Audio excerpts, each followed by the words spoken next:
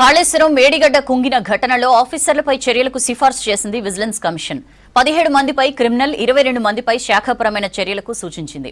వీరిలో ఎక్కువ మంది ఇరిగేషన్ శాఖలో కీలకమైన ఇంజనీర్లే ఉన్నారు. ఒకేసారి అందరిపై యాక్షన్ తీసుకుంటే ఇరిగేషన్ శాఖపై ప్రభావం పడే అవకాశం ఉంది. దీంతో ప్రభుత్వం తర్జన భర్జన పడుతోంది. ఈ వ్యవహారంలో నేరుగా ప్రమేయం లేని వారికి రిలీఫ్ ఇచ్చి కమిషన్లకు ఆశపడి తప్పు చేసిన వాళ్లపై కఠిన చర్యలు తీసుకునేందుకు సిద్ధమవుతోంది సర్కార్.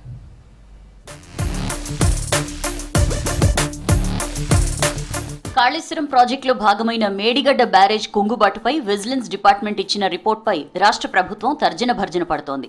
17 మంది సీనియర్ ఇంజనీర్లపై క్రిమినల్ చర్యలు, మరో 22 మందిపై శాఖాపరమైన చర్యలు తీసుకోవాలని విజిలెన్స్ సిఫార్సు చేసింది.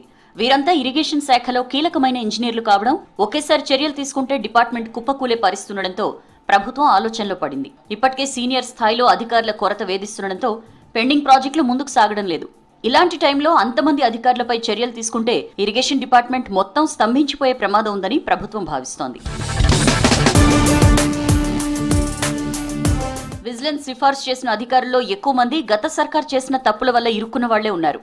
తప్పని తెలిసినా పైనుంచి వచ్చిన ఆదేశాలను పాటించామని, ఇందుకు తమను శిక్షించొద్దంటూ కొందరు ఆఫీసర్లు ఇప్పటికే ప్రభుత్వానికి మొరపెట్టుకున్నారు. దీంతో మేడిగడ్డ ఘటనలో నేరుగా ప్రమేయం లేని అధికారులకు రిలీఫ్ ఇచ్చే యోచనలో ఉంది రాష్ట్ర సర్కార్. నేరుగా సంబంధం ఉన్న అధికారులను మాత్రం ఎట్టి పరిస్థితుల్లోనూ వదిలేది లేదని ప్రభుత్వం ఇప్పటికే ఓ నిర్ణయానికి వచ్చింది. దీంతో రిపోర్టుపై మరోసారి విజిలెన్స్ అధికారులతో సమీక్ష నిర్వహించాలని భావిస్తున్నట్లు ఇరిగేషన్ వర్గాల్లో చర్చ జరుగుతోంది. కాంట్రాక్టర్ల కమిషన్ల కోసం, నాటి పెద్దల మెప్పు కోసం కావాలని తప్పులు చేసిందెవరు, తమ తప్పు లేకున్నా ఇరుక్కున్న వాళ్లు ఎవరు అనేది తేల్చాలని ప్రభుత్వం యోచిస్తున్నట్లు తెలుస్తోంది. 2023 అక్టోబర్లో మేడిగడ్డ బ్యారేజ్ కుంగాక national dam safety authority vigilance విచారణకు ప్రస్తుత ప్రభుత్వం ఆదేశించిన సంగతి తెలిసిందే. పలు దఫాలుగా డిపార్ట్మెంట్లోని రిటైర్డ్ ఈఎన్సీలు, సీనియర్ ఇంజనీర్లు, ఆర్థిక లావాదేవీలకు సంబంధించి అకౌంట్స్ ఆఫీసర్లను విజిలెన్స్ డిపార్ట్మెంట్ విచారించింది. మేడిగడ్డ బ్యారేజ్ నిర్మాణంతో పాటు quality control, operation and maintenance వ్యవహారాలు చూసిన అధికారులను పిలిచి వారి నుంచి స్టేట్మెంట్స్ రికార్డ్ చేసింది. బ్యారేజ్లో తొలినాళ్లలోనే సీపేజ్లు ఏర్పడినా నిర్లక్ష్యంగా వ్యవహరించడం, పనులు కాకముందే నిర్మాణ సంస్థకు కంప్లీషన్ సర్టిఫికెట్లు ఇవ్వడం, బ్యాంక్ గ్యారంటీలు రిలీజ్ చేయడం వంటి ఘటనలపై 39 మంది అధికారులపై విజిలెన్స్ డిపార్ట్మెంట్ అభియోగాలు మోపింది. 17 మందిపై క్రిమినల్ ప్రొసీడింగ్స్ ప్రకారం చర్యలు తీసుకోవాలని సిఫార్సు చేసింది విజిలెన్స్. 22 మందిపై శాఖాపరమైన చర్యలు తీసుకోవాలని తెలిపింది. మొత్తం 39 మందిలో 4 రిటైర్డ్ ఈఎన్సీలు, 2 రిటైర్డ్ క్వాలిటీ కంట్రోల్ సీఈలు, 3 సీఈలు, 1 డెప్యూటీ సీఈ, 2 ఎస్ఈలు, 1 రిటైర్డ్ ఈఈ, 2 ఈఈలు, 1 వర్క్స్ అకౌంట్ డైరెక్టర్ ఉన్నారు. వీరితో పాటు 1 retired deputy CE, 1 retired SE, 1 SE, 1 deputy SE, 6 డిఈఈలు, 11 మంది ఏఈఈలు, 1 డివిజనల్ అకౌంట్స్ ఆఫీసర్ ఉన్నారు. అభియోగాలు ఎదుర్కొంటున్న 39 మందిలో ప్రస్తుతం 29 మంది సర్వీస్లో ఉండగా మరో 10 మంది రిటైర్ అయ్యారు. రిటైర్ అయిన వారిపై పెన్షన్ రూల్స్ ప్రకారం చర్యలు తీసుకోవాలని కూడా విజిలెన్స్ సూచించింది. విజిలెన్స్ రిపోర్టులో కొందరు సీనియర్ అధికారుల పేర్లు బయటకు రావడంతో వారు ఆందోళన చెందుతున్నారు. ఇన్నాళ్లు ఎలాంటి రిమార్కు లేకుండా పనిచేశామని, తాము ఎలాంటి తప్పు చేయకున్నా నాటి ప్రభుత్వ పెద్దల పుణ్యమా అని తమ కెరియర్పై మచ్చపడిందని బాధపడుతున్నారు. అభియోగాలు ఎదుర్కొంటున్న అధికారులు కొందరు మరికొన్ని నెలల్లో రిటైర్ కాబోతున్నారు. ఆ ప్రాజెక్టుతో, అందులో జరిగిన అక్రమాలతో నేరుగా సంబంధం ఉన్న వాళ్లంతా బాగానే ఉన్నారు కానీ తమను మాత్రం బలి పశువుల్ని చేస్తున్నారని వాపోతున్నారు. గత ప్రభుత్వం చెప్పినట్లు ఉన్నతాధికారుల ఆదేశాలను పాటించడం తప్ప తాము ఏ తప్పు చేయలేదని అంటున్నారు.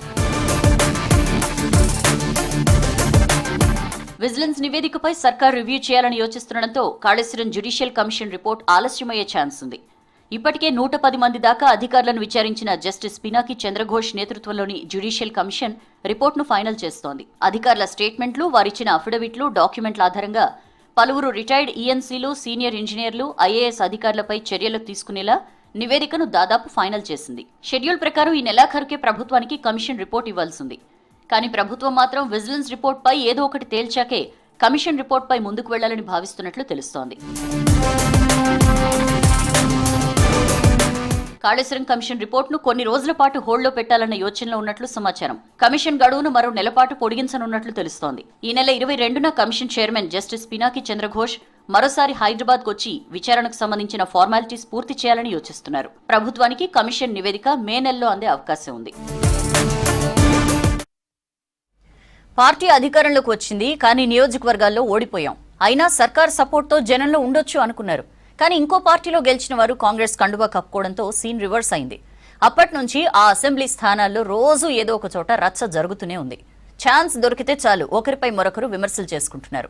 ఇదిగో పరిష్కారం, అదిగో సఖ్యత వచ్చేసింది అంటున్నారే తప్ప గ్రౌండ్ లెవెల్లో సిచ్యుయేషన్ చూసి క్యాడర్లో ఆందోళన నెలకొంది.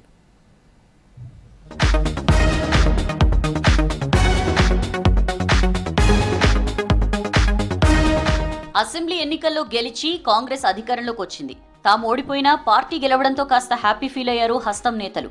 అయితే ఆ హ్యాపీ డేస్ ఎన్నో రోజులు లేవు. పార్టీ పవర్లోకి వచ్చిన కొద్ది నెలల్లోనే బీఆర్ఎస్ తరపున గెలిచిన 10 మంది వరకు ఎమ్మెల్యేలు హస్తం గూటికి చేరారు.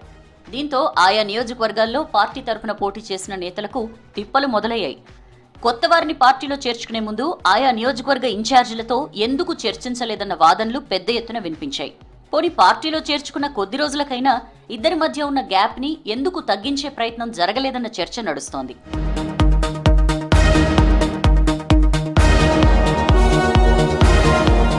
ముఖ్యంగా జగిత్యాలలో పార్టీ సీనియర్ నేత జీవన్ రెడ్డి బీఆర్ఎస్ అభ్యర్థి సంజయ్ కుమార్ పై ఓడిపోయారు. ఎమ్మెల్యేగా ఓడిపోయినా ఎమ్మెల్సీగా ఉన్నారు.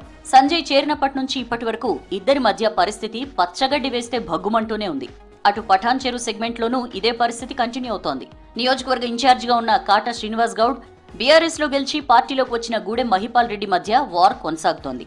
ఇద్దరి మధ్య సయోధ్య కోసం కమిటీ కూడా వేసింది పీసీసీ. ఇన్ఛార్జీలు మాట్లాడినా ఇప్పటికీ పఠాన్ చెరులో ఇద్దరు నేతల మధ్య యుద్ధం మాత్రం ఆగడం లేదు.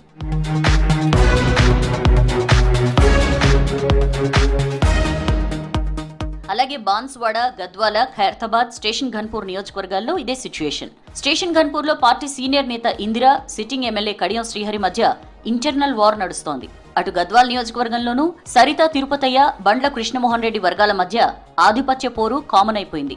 దీంతో బీఆర్ఎస్ లో గెలిచి హస్తం పార్టీలోకి వచ్చిన నియోజకవర్గాల్లో రెండు వర్గాల మధ్య వివాదాలు కొనసాగుతూనే ఉన్నాయి. ఒకవైపు పీసీసీ నియోజకవర్గాల నేతలతో మాట్లాడుతున్నామని చెప్తున్నా సమస్య మాత్రం పరిష్కారం కావడం లేదు. మరోవైపు పార్టీ నామమాత్రంగానే చొరవ చూపుతోందనే విమర్శలు ఉన్నాయి. దీంతో కాంగ్రెస్ నుంచి పోటీ చేసిన నేతల అసంతృప్తి తారాస్థాయికి చేరిందని క్యాడర్ అంటోంది. స్థానిక సంస్థల ఎన్నికలు రానుండడంతో వర్గపోరును క్లియర్ చేయాల్సిన మేజర్ టాస్క్ పార్టీపై, పీసీసీపై ఉందనే అభిప్రాయం వ్యక్తమవుతోంది.